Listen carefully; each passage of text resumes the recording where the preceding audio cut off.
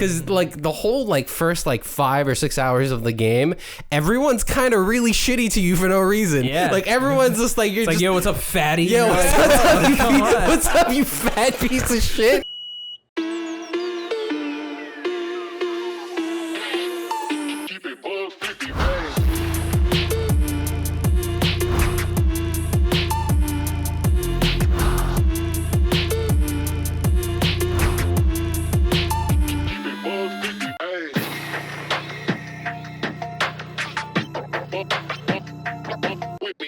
$227. Oh my God. Can you believe it? Wow. Can you believe it? 227 episodes later, and I think we're I here. do. We're I think I still do here in believe this it. basement. Oh my God, I can't believe it. Welcome to the Joystick Show.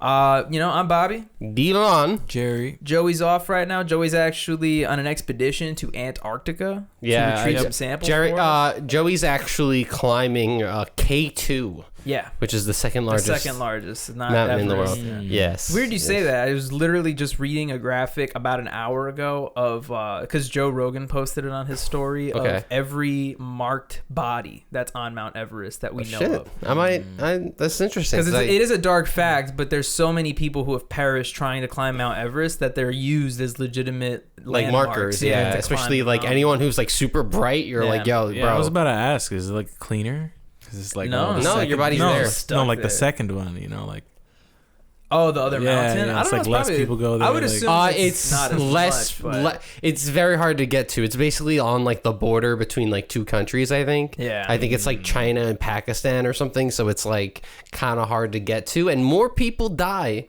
on K2. Yeah. Like percentage wise, because way less people. Yeah. This is a weird way to start this one. But I'm gonna talk about it later too. Actually, what so. you guys know about how long it takes to climb Mount Everest? Long time. at least What do you think?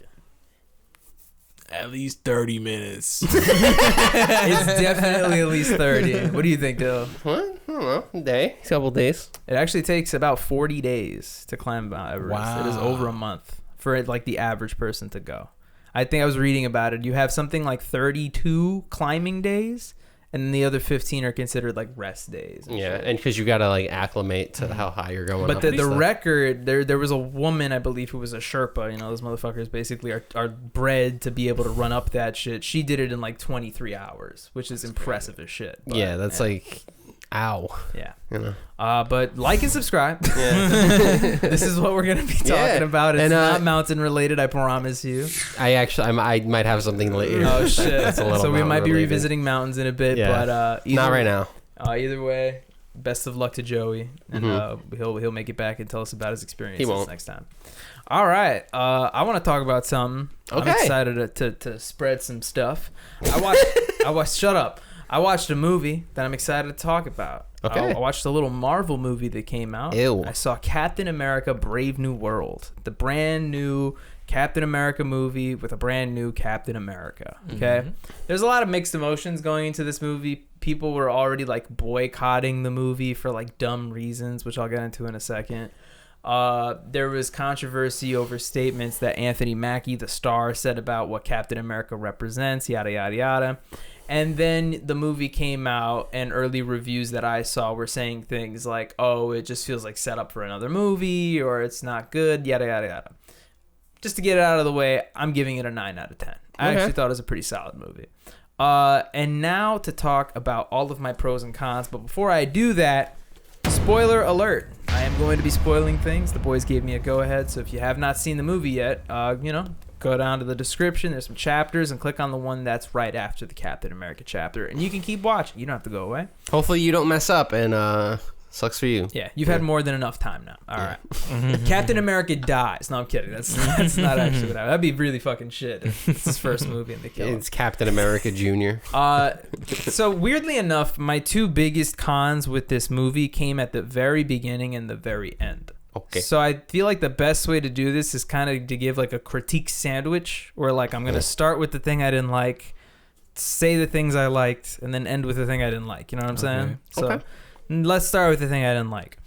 The movie's exposition is a little strange. So exposition, for those of you who do not know, is essentially everything that a movie has to, all the information a movie has to convey to the audience without flat right telling them, so that they're, in place for the rest of the story, right? The way that this movie chooses to do the exposition is kind of in like a in-your-face way. It's fairly necessary, but it just feels kind of like stupid. All it is like it's news footage, and they're literally just saying the things you need to know for the movie. Like, this is Commander Ross, and he just became president, and yada, yada, yada. And it just feels like these were things that could have been conveyed to us in more clever ways than just like flat out saying, this guy's the president, this is his daughter, you haven't seen her in 25 movies, but this is her daughter, you know what I mean? And another thing to point out is this movie is actually kind of a sequel to the Incredible Hulk movie back from 2009 with Edward Norton. Yeah, imagine trying to make a sequel to that. Exactly. So it is kind of necessary because there's characters in this movie who haven't been in the series for like over 15 years. So I get that they have to like explain who they are again, right? Like, just in case you forgot. Right. This Which is you his daughter. probably did, you know? but There should just be a little note at the bottom, like a little QR code, and then you can scan it and read. And another thing to In the middle of the movie. And another thing to note that is also equally as confusing is Harrison Ford is playing Thaddeus Ross in the movie, who previously, up until this movie, was played by William Hurt, who unfortunately passed away. Yeah. So it gets extra confusing because the character that Harrison Ford is playing, or rather is playing, you've seen in Marvel movies since 2009. Like, he's been in Civil War and Age of Ultron and Black Widow and all this stuff. And I know he's supposed to be an older guy, but like cast a younger guy so you don't have to cast him every 15 years. William Hurt. But you can look up Thaddeus Ross and you'll see his face. How come that sounds like a basketball player? So anyway, that's just like another layer of confusion, and I'm sure that's why they're doing it too. Like, they're kind of trying to show the Marvel viewers that who don't follow it that closely, like, hey, Harrison Ford is this guy who's not around anymore, but he's still important, right? So that's that whole spiel. Now the actual movie, I thought was pretty cool. The first act in specific, I thought was really, really good. The movie plays around with the idea of race. It's kind of similar to kind of like Black Panther, but I think what I enjoyed about it was this movie kind of specifically focuses on race in America. It's like 1-to-1. So if you watched Falcon and the Winter Soldier, there's a character that gets revealed in that series named Isaiah Bradley, I think is his name. I'll correct it if not. But he was actually the first Captain America. He was like a black soldier who was experimented on and then put in prison for saving his fellow teammates when he wasn't instructed to. And only Steve Rogers, the white Captain America, is the one who like rose to fame and prominence. So in this movie, he's back around, and Anthony Mackie's Captain America is like trying to help him come back to the life and stuff. But he ends up being like brainwashed by this evil villain who like forces him to attempt to assassinate the president. And through that, he gets thrown into jail, and it becomes this whole thing about, you know, a black man who's technically innocent, but it's just a whole like world. Exactly. But keep in mind, it's done very well. Okay. They play it really, really well, and you really end up like caring for these characters. Another thing I found interesting is it's hard to say this because it's not 1-to-1, it's not 100% fact, but Harrison Ford's Thaddeus Ross as president feels like he's being written to mirror Donald Trump as president, in the sense that like he's being like criticized as being a hot-headed president who makes decisions really rashly. There's a lot of talk about how he feels like they kind of try to fit Thaddeus Ross's view of superhero individuals as like Donald Trump's view of immigrants. It's like very similar how he talks about them and how he explains how they should fit into society and shit like that. And then at the end of it all, you know, there's this whole extra layer where like Isaiah, the original Captain America, wants nothing to do with this president, and it leaves Sam in an interesting place where even though he's supposed to be Captain America and working with him, he doesn't really want to necessarily work under a guy who shares these values. You know what I mean? So it was very interesting to watch. And that's why I joked around earlier in our group chat saying something along the lines of like, Republicans are going to hate this fucking movie because it's just kind of meant to be a reflection of that, right? I mean, that's kind of what he was saying in the interview too, right? Where he was kind of getting people upset. He was like, yeah, because he said something along the lines of like, he said something like Captain America doesn't, he said, I think the exact words he said was Captain America doesn't represent America. Yeah. And I was like, easy. fix up the wording a little bit, you know. I can see where he's coming from with that. Yeah, now. maybe Captain America doesn't represent everyone's America, right? But I get where he was trying to say. Yeah, I mean, it's a little like you're setting up an easy comeback of his name is fucking America, you know. But I see what he's saying. Another thing to note, there was a character in the movie who in the comics is named Sabra. Joey posted a video about it in the chat. Like the hummus, right? Yes, and she is an Israeli superhero, right? There was people lining up by the dozens saying that they were going to boycott this movie. They weren't going to watch it just because she was in the movie. They mentioned she's from Israel one time in the movie, and then it is never an important thing after Bro, that. the hummus is more controversial. Not only that, you know, this version of the character is written to be an ex-Black Widow, so that's even more interesting than the fact that she's from Israel. It's literally just she's an assassin and that's it. There's no other ties to it. They just mention it once and they move on from it. So people who are complaining about that, shut up. Like, I knew it wasn't even going to be. I mean, yeah, that's just easy like outrage culture. Yeah. The other thing I was going to mention is how much I liked Sam, aka Anthony Mackie, as Captain America. In terms of like, because keep in mind, this is a person, or rather a character, who doesn't have the super soldier serum like Steve had. So when we used to watch Chris Evans' Captain America, it was very acrobatic. This guy's flinging the shield everywhere. Whereas now Anthony Mackie, or Sam's Captain America, feels like a human being with all this gear. He has to rely on his armor. When he swings the shield, it looks heavier than it typically did with Chris Evans and stuff like that. Because he's not a superhuman. He's just a soldier wearing the suit now, right? But I like how that's played into the movie, and that becomes a recurring theme about how Sam feels like there's something he needs to prove because he's not Steve. He's his own Captain America. And I will spoil one thing, which I thought was cool. There was one cool cameo in the movie. I was expecting there to be one, but I was wrong. I thought the cameo was actually going to be Banner, considering all these other Hulk characters are in it. But in actuality, it ends up being Bucky. So I was like, okay, it makes sense. They're like best friends in the movie. They were in the show together. The only reason I ruled him out is because the Thunderbolts movie is coming out in a couple months, and he's headlining that movie. But he's in it, and they also set up some stuff where in the movie he's running for congressman, so there's some extra layer going on with that. But he says a quote to Sam that I just think is great before I end up into my last bad thing, where Anthony Mackie's struggling, or rather Sam is struggling. He's like, yeah, I'm just not Steve. Like, I don't know how I'm supposed to fill the shoes of this person who is so much better. And Bucky tells him that Steve gave people something to believe in, but Sam gives something people to aspire to, because he's just a regular person as Captain America. Yeah. So it's like this ongoing thing of like, it's like that Spider-Man shtick of like anyone could be wearing the mask or kind of thing, you know? But it is kind of a cool idea because it's like, yeah, it's almost like a more valiant effort because he's not indestructible. He's going into every one of these fights like he could actually be stabbed or shot to death, right? And then all that to say, to wrap it up at the end, I think my last con of the movie really comes to the final action scene. At the end of the movie, he finally faces off against Thaddeus Ross's Red Hulk, which is like teased in the trailers and stuff. But it just felt really short. Like it didn't, for as much setup as it was, it didn't feel like the fight lasted long enough as I would have liked. However, I will say that the fight itself was chock full of really cool stuff. I just kind of wished it was a little bit more. That's kind of my spiel. Like by the time it was over, I was like, oh really, that's it? But I will note one last thing. It's almost weird for me to mention it because it's not something I do mention for other Marvel movies when I review them, but this movie had some of the cleanest CGI I've seen in a really long time. Like, it looked good. Like, the action sequences were sick, all the battle scenes, everything. It was like really, really well done. I didn't see any holes at all. So pretty well done movie. I give it a solid 9. I think if the rest of the parts were polished, it could have gotten it to like a 9.5. I don't think it's anywhere close to a 10, but really solid movie, and I'll say that. Cool. Any questions? How do they beat the Red Hulk? Oh, that was actually kind of cool.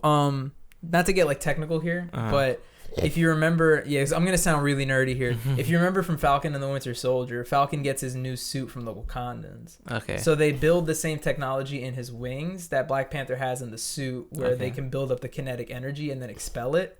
So there's like a part at the end of the fight where Falcon is like getting destroyed by Captain America is getting destroyed by Red Hulk, and he's like dodging all of the blows with the wings. So finally, when he like stores all the energy, he like stabs Red Hulk in the side and expels it, and it causes like a huge explosion that destroys like a whole street in Washington D.C.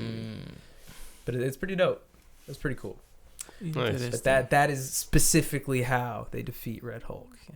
Yeah, I was curious. But yeah, it's honestly a sick movie. I was talking to my cousin about it earlier. The best way I could describe it is it feels like a Marvel Top Gun. It's like very flying, eccentric. I didn't know how I was going to feel about the flying, but I thought it was really cool. All the scenes worked really, really well together. So solid 9 out of 10. I'd say go check it out and give it a review for yourself. But yeah, good movie. Nice. Yeah. All right. You have something? I have other stuff. I just don't want to. Yeah, all my stuff I have is related to the topic of the gaming of videos. Got you. So, I think that we're simmering. I think we're cooking. Because we could also talk about not the gaming of videos, but the gaming of football. Yes. That happened last week. Correct. Yeah. Before I say anything, I'd actually like to know your take, Dylan, because we weren't together to witness the Super Bowl.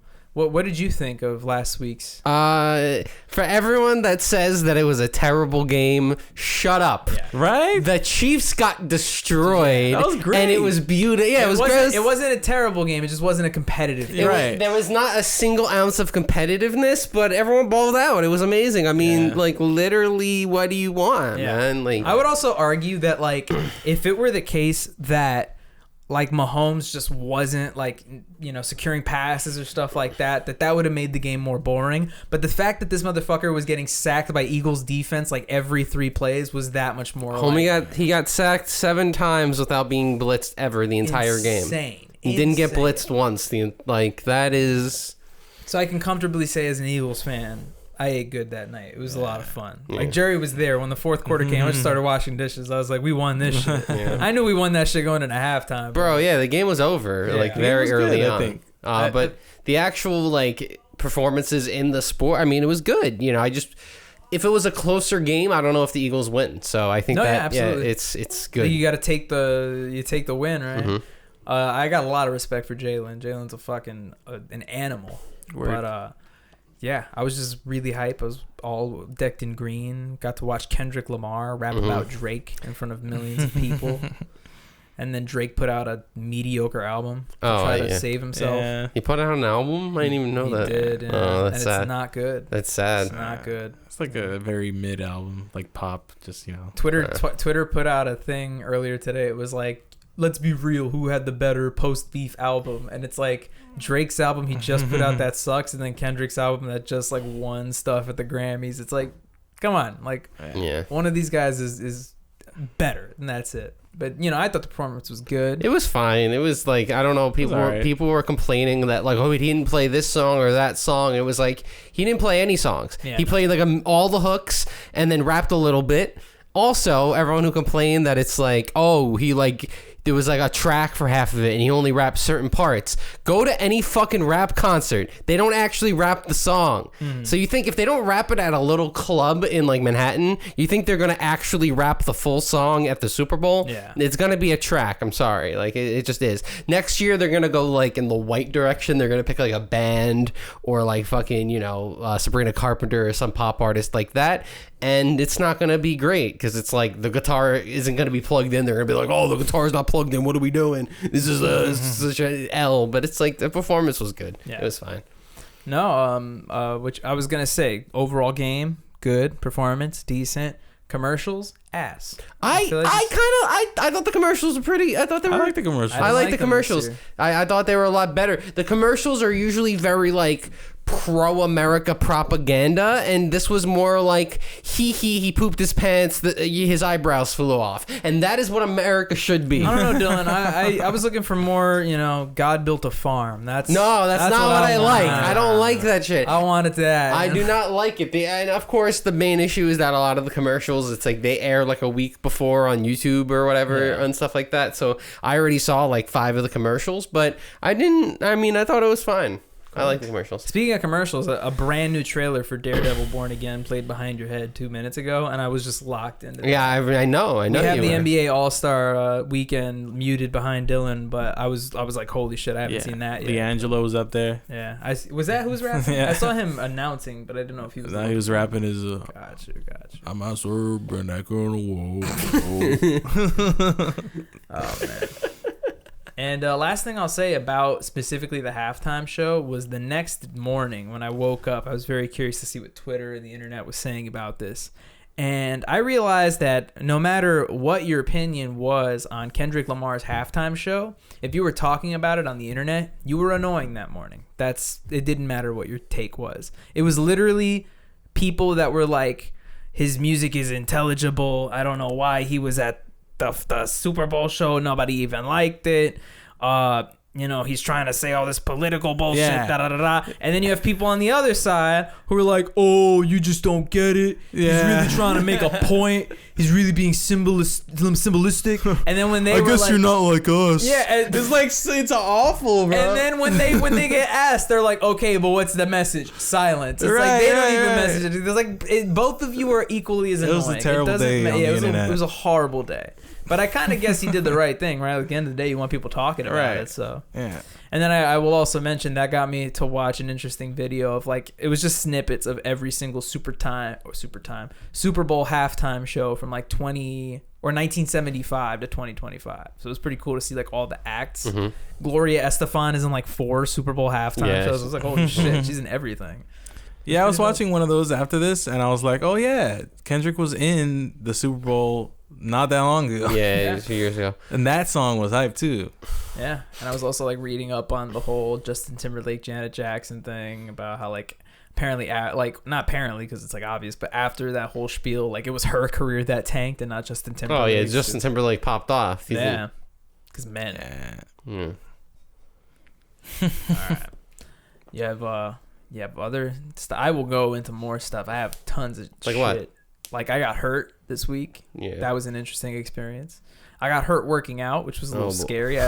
So I've been working out for almost 3 years now, which is kind of crazy to think about. But I was doing, and this is like a really weird exercise to get hurt on, but I was doing bicep curls with an easy bar. And I'm up to doing like reps of 11 for 65 pounds. Mm-hmm. So, I get the weight up there. I do my first set, get the 11 out, and I'm done. But I've tried to be a little bit more intentional with technique and stuff like that. So the first set that I did, I was trying to be really intentional with keeping my back not necessarily tight or straight, but making sure that my back wasn't lifting the weight. Like really just trying to focus on the bicep, get a couple reps out, and then 5-6 reps, and that's when I can start doing a little bit of swinging to cheating. Get a little cheat reps in, right?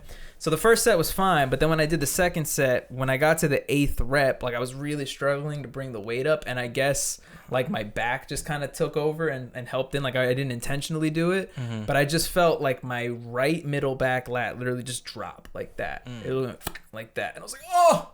And I had to like drop the weight on the floor, and I went to stand up straight, but I couldn't. Like I literally threw that little muscle out, and I was like, fuck.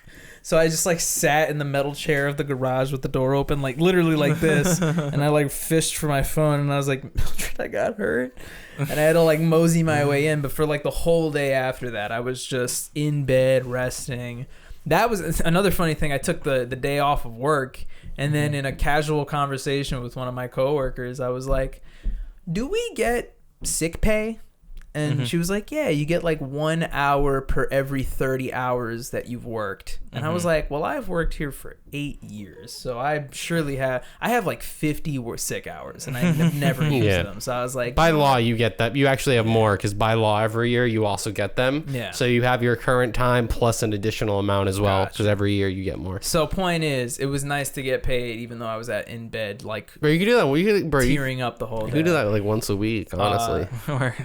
Honestly, do that once a week. Fuck, I'm a little upset because my pick for the 3-point shooting contest, Cam Johnson, is about to go right now, and we're mid-podcast. This is a little bad timing, but maybe that's fine. It's a good way to swing it into the fact that we are watching the All-Star weekend. Yeah. It's pretty fun. This is a big time for my dad. Yeah. I want to say it was yesterday was the first day in a very long time where there was no professional major sports on. It's always weird. Yeah. Like there was Friday right before the All-Star break. No soccer even. No soccer, no football, no basketball, no baseball, no hockey. Literally nothing. Because hockey's also on their All-Star break. They have the Four Nations tournament. Yeah, I was about to say that. Because all this stuff that the NBA, instead of doing the normal team versus team, they're doing 4 sets of teams. I mean, 2 sets Yeah, 2 sets of teams in a tournament. Right. 4 teams. Hockey did that a couple of years ago. People didn't like it, so they went back to a regular All-Star game, and then people are like, this sucks, right? We only like the skills competition, much like the NBA. And this year they were like, oh, we don't know what to do. And then the Olympic Committee was like, why don't we host a tournament together with like a bunch of countries? And the NHL was like, that's a good idea, let's do that ourselves. So they just basically did a fucking 4 nations tournament. But yeah, how's he doing? Bad. I could have predicted Very that. poorly, unfortunately. I could have predicted that, Bobby. Very poorly. I mean, the problem with like All-Star is like no one wants to play hard because they don't want to get hurt, right? Yes. And then if you add stakes that are big, people will be like, well, that's not fucking fair. It's an exhibition game. Right. So it's like, so you want it to be an exhibition game, but you also want people to try really hard. Yeah. And like, I remember. Like, sorry to cut you off. No, I was just going to say that I think what I thought they should have done, in my opinion, was I think they should have gone the route where people online after last year's All-Star game where nobody gave a shit. People online were starting to give their feedback of, ways that they could improve it or change the format. One of the things that they said was to do like a tournament bracket style like this. The other thing that I was way more interested in, and I saw a lot of people way more interested in, was 1v1s. Like actually like 1v1, a basketball tournament. You get like 8 people, have the fans vote on them, and then have them compete. Because then it feels like street ball. Exactly. Yeah, or you could even do 3v3. I was going to say, you could even do 3v3. Because that's already an official sport. Yeah. It's already an official sport. Exactly. So you just put like a point guard and 2 forwards, or a point guard, a forward, and a center, and now you have a team. I think that there's a lot of potential with that. They're probably going to do that next year, I think. Because people are going to like this, but it's going to be like, oh, there's no stakes. It's not competitive or whatever. But, in MLB, it determines who gets home field advantage in the World Series. So everyone actually... But that leads to everyone pitching their fucking arm out, and everyone's pitching like 100+, and no one can hit anything. So the All-Star game, especially lately, has been like very 2-1, 3-2, Gotcha. Because people are just fucking pitching. And Jerry's getting called. Yeah, my dad is calling me. Damn. You take that? Yeah. Go ahead. Yeah. Me and Dylan will hold down the fort. We've never done this before. Look at this. All right, hold on. We'll do. You know what I'll do? I'll do one of those fun wipes, those clock wipes. Oh, while Jerry's gone, I can talk about the fucking mountains again. Let's fucking do this shit. Sure, Dylan. So I wanted to talk about the fucking legend by the name of Eddie Bauer. Do you know about Eddie Bauer? Are we thinking of the same Eddie Bauer? Do you know which one you're thinking? Who are you thinking of? The clothing Eddie Bauer? The clothing Eddie Bauer. Eddie Bauer started a shop by himself at the age of 13. Imagine opening your own store at age 13. No, yeah, I mean, that's fucking crazy. Sportswear, think sporting goods, but tiny in Seattle. He eventually starts building up his brand. He's like, you know what I'm going to do? I'm going to make a fucking jacket. And you know why this jacket's going to sell? Why? Because it is specifically made to climb Mount Everest. So how is it made to climb Mount Everest? It just has it's built to withstand those conditions and the temperature. It was the first jacket to use Velcro so that you could like have the zipper and more padding and then the Velcro, so it's like double layered. Did it become like popularly used by people who climb the mountains? Not only that, it became like the hottest jacket for like 15 years. And because of that, Eddie Bauer became a big brand name, started making like sweaters and stuff like that. Eventually, it became such a well-known brand that up until about 2013, 2014, any truck or SUV that wanted to promote that it could work in winter conditions, it would be like the Eddie Bauer Pro Edition of a car. So if you look at like old trucks and SUVs and stuff, you'll see it's like, oh, this is the Eddie Bauer fucking Chevy. And you're like, what does that mean? It just means that it's good for winter shit. Got you. But yeah, fucking what a legend. That's pretty cool. And then basically for a marketing ploy during like the peak, no pun intended, of the popularity of Eddie Bauer. You got it? I got it. They asked him, they were like, for a promotion, we should have you, even though you're older now, to climb Mount Everest as like a promo. It'll be like a huge thing, bunch of sponsors. Sure. And he said, only if you get my jacket out of the museum. And they wouldn't get. They're like, oh, that's our jacket, bro. Really? Mm-hmm. It's his jacket. Fuck. Yeah, and they wouldn't give it to him. And he's like, are you fucking? It's my jacket. That's insane. I made the jacket. But yeah, shout outs to Eddie Bauer. He would have climbed Mount Everest multiple times if you fucking let him. But yeah, bro. To counteract you in the talk of small business owner, or not small business owners, but major business owners who started small. Do you know Josh? I hope I don't get it. I think it's Josh. You know who Josh Kesselman is? The name sounds really familiar. It might sound familiar. Josh Kesselman is an American businessman who's famous for starting a little brand of rolling papers named Raw. Oh, this guy! And he talks like that! That was a really good impression, actually. Hey, what do you put in that? You take the filters and you show it on your ass! Exactly. Bro, I ended up watching a mini documentary about this guy, and it's actually really cool. Do you know about him? I do not know about this guy. I know he's cool. I know he is. Yeah, they call him like the Willy Wonka of rolling papers, because he legitimately is that enthusiastic and vivacious, I guess, if you will, about rolling paper. But he gives off almost like if Nardwar smoked the shit out of a tree. Yep, I do get that. I do get those vibes. He just went in a different direction. But fucking the story apparently is when he was a kid, his dad used to smoke, I think, regular tobacco, but he would roll it in paper. Yeah. And one of the papers his dad used to use, he used to do this trick with it where he would tell Josh, like, hey, you want to see a magic trick? He would light the paper on fire, throw it into the air, and it would like combust in midair, and it would just like disappear, kind of like how, because it's so thin, rolling paper. So he was like fascinated, and that was like his thing about like ever since I was a kid, I've been like fascinated by rolling paper, which is a really weird thing, but I guess it's just it makes sense. It's his shtick, right? So then obviously he explains about when he goes to high school, he starts to experiment with marijuana, starts to use rolling papers for that, and then he decides that he's going to go into the rolling paper business because of how enthusiastic he is. But what I really thought was cool about the story is part of the story is like he meets this guy who ends up inviting him to, I think, Spain. Okay. Or like some European country, which is where they like mass produce a lot of the paper. And he like got him into contact with this guy who owned like a big paper factory. And the guy was having a conversation with Josh, but like throughout the whole conversation just kind of gave this vibe like, I don't want to be talking to this guy. Like, why did you bring this American dude, whatever. So finally he asks Josh, he's like, what is it that makes you passionate about rolling paper? So Josh responded telling the exact same story I just did about his father doing the trick. And the guy was like, get the fuck out of here, dude. My family mass produced that paper for years. My grandfather made those papers. My father made those papers. And then they had to close the factory. And now I make a different brand. Yes. So like that's what got them to work together. They worked together. And then what I didn't actually know is I didn't know that he also was behind like Juicy J's. So that's him too. So he was already like in the rolling paper game for a while before Raw came out.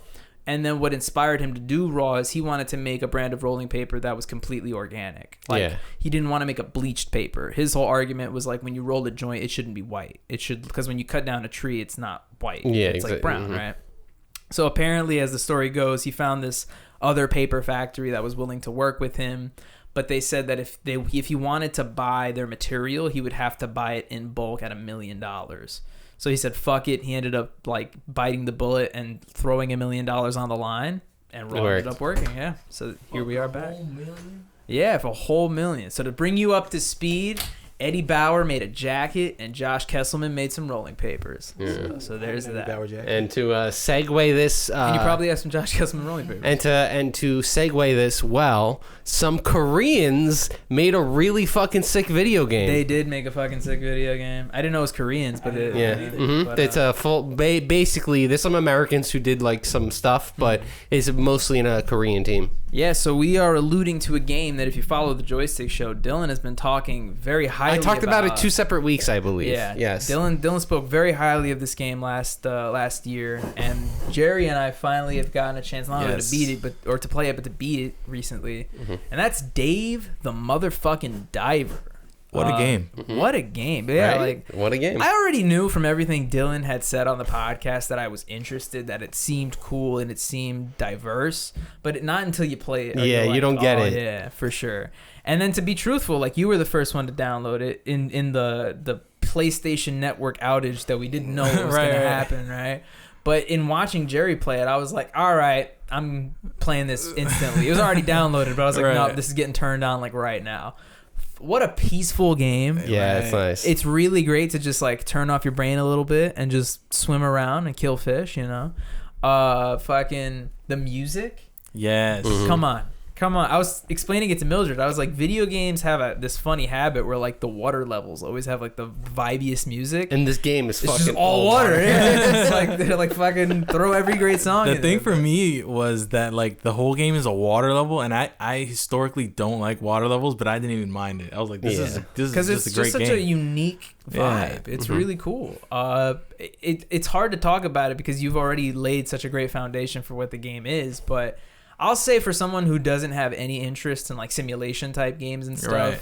they handle it really, really well. It's fast. It's really fast paced. It's a great balance. Like I would argue like the most unfun part of the game is probably just like prepping your menu, and that takes like what, like a minute. Yeah, that's just like you're like, oh, I don't want to. I have to remember how many people come in. Like it's not even like. But other than that, it's just like a really fucking fun game. Like I give it a solid 10 out of 10. Yeah, I give it a 10. And like it just made me excited for more for more games like it. But I was also gonna say it felt like, you know, when you find like a mobile game that's really like it's almost annoyingly fun, and you're like, yeah, this is cool, and you get to a point where they're like, all right, this thing is getting built, come back in 6 hours. Dave the Diver feels like one of those games, but you get to keep playing. Yes. It just gets next day. Yeah, you don't have to wait. Just like it keeps going, you know. Yeah. So I really like I guess not only the speed, but also the fairness and how all the mechanics work. I mean, and every day there's a new mechanic. Like that's the only like downside a little bit of the game is that you don't really get the reins taken off until when you're basically almost essentially done with the game. But there's a new mechanic every day, so it's like always new. Like there's always something to do. You're never like, oh, I'm just mindlessly going around. Like no, there's always usually like a mission. Yeah. It had some great Easter eggs, man. It had a whole Balatro minigame. Yeah, it had every. I mean, literally, it has. You can tell it's like I said on the podcast like a few months ago that it's made by a development team who likes games. Yeah, this is a team that it's like they have every genre in here because it's like bullet hell, rhythm gaming. The rhythm game I love. The rhythm game was so much fun.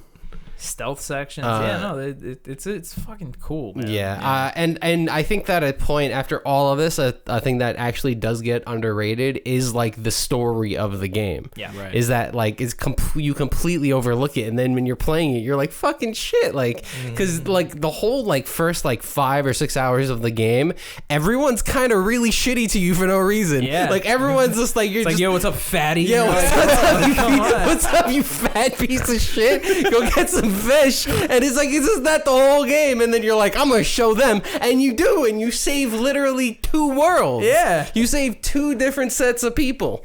Like how the fuck, man? And then you're like, damn, I'll put respect on Dave's name. Oh yeah, Dave's a fucking legend, man. Dave is the diver. Yeah. But no, and another thing to note is you spoke so highly of the characters, but it's not until you actually like play. And it's another funny thing considering there's no voice actors. There's no dialogue. None of them talk. You just have to read what they say, but they're written so interestingly that you end up really like. I wouldn't say you fall in love with them, but you end up really like rooting for Bancho or like liking Cobra and shit. But yeah, they're fucking awesome games. So thank you for that recommendation. And this is just making me want to start that video game like book club that we mentioned earlier. I mean, we should do. I mean, next month we should do it. Yeah, I'm down. Yeah. I'm down. I do have to end off the gaming section. I have one quick thing to talk about with gaming before we close this off, and it's something that has triggered me a little bit, but it's also on me for waiting this long.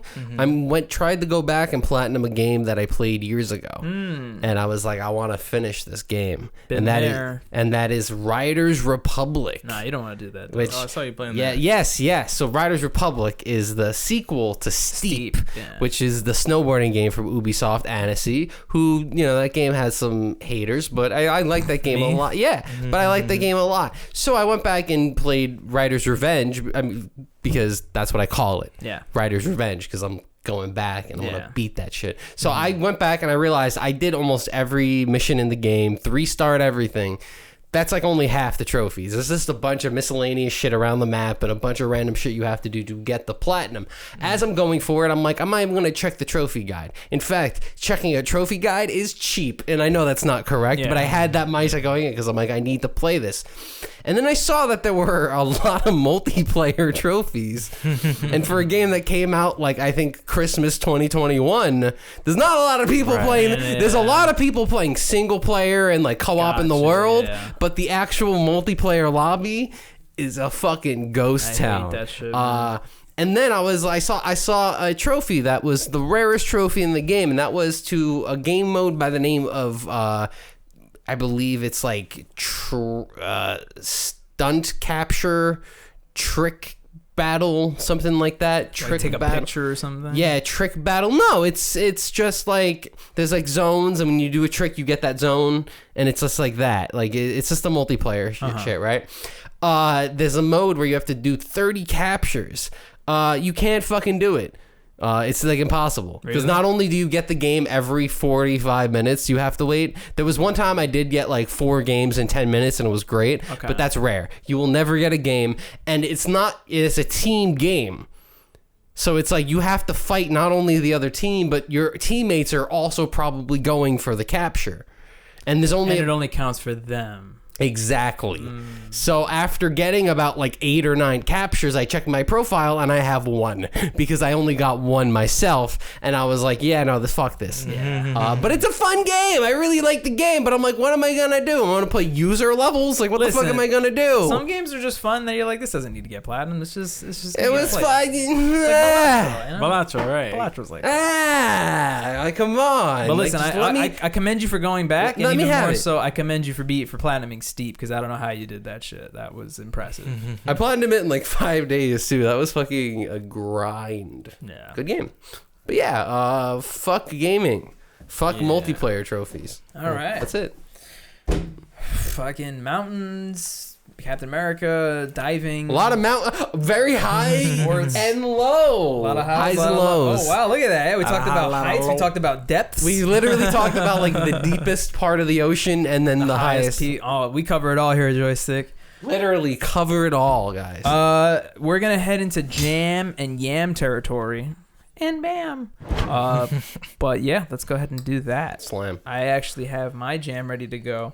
I had a couple possible jams, so I want to give some shout outs. It's been a while since I pulled one of these, but I just want to give a shout out first and foremost to a song called Preserved Realm from Dave the Diver. Specifically, it's the song that plays in the glacial area because it's a fucking vibe. Oh, yeah. So just want to put that out there.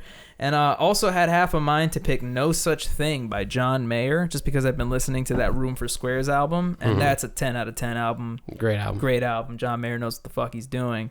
But then I started re-listening to an old band that I used to like. Ew. Because of a movie I totally forgot existed and started watching scenes of. And naturally, Mildred didn't understand any of it. She thought it to just be, very stupid. But I'm talking, of course, about Tenacious D and the Pick of Destiny. And I forgot that Tenacious D makes bangers. They make legit good music. So shout outs to Master Exploder. Totally forgot that song existed. It's in one of the rock bands, but shout outs. It's great. Good song. Good song. My yam of the week is not Jack Black. I wish. Not Asleep, Not Yet by Figure 8. I don't know how to describe this. It's kind of like a hyper pop artist made punk pop something. It's a good song. Okay, that's all I gotta say. Yeah, cool. Buddy Hield just scored 31 and took the lead. Oh, happy I did not bet the under, man. Yeah, very good. Interesting. About to see the champ take the lead. Oh yeah. We imagine if we just cut the podcast. And just cut Jerry, do your BAM so we can watch this. My BAM is it's gonna be simple. It's gonna be a song off of one of 2 of Future's albums that he dropped last year. It's called Out of My Hands. Just a vibey song. Cool. I thought he was gonna pick like the longest title. No, but like I thought he was gonna pick like a Victor Oladipo song or something. Thanks for watching the Joystick Show. This was a fun one. I liked it. It was good. Cool talk. Fucking at this point, Joey's got to be a little bit higher up the mountain, right? It's a little couple steps up the journey. He's had. Hopefully he's wearing his Eddie Bauer jacket. Yeah, hopefully he doesn't end up. We actually send him to the Marianas Trench next. He's like, so now that you're up there, actually, Joe the diver, get the bends real quick. Nah, Joe, we need you to go to the other way. We need you to go down 15,000 feet, man. I thought I was supposed to Joey go the wingsuiter. Thanks for watching. Make sure to go ahead and like this episode. Subscribe to Team Joystick to help us keep the lights on. And until next week, here's a picture of the Golden Gate Bridge.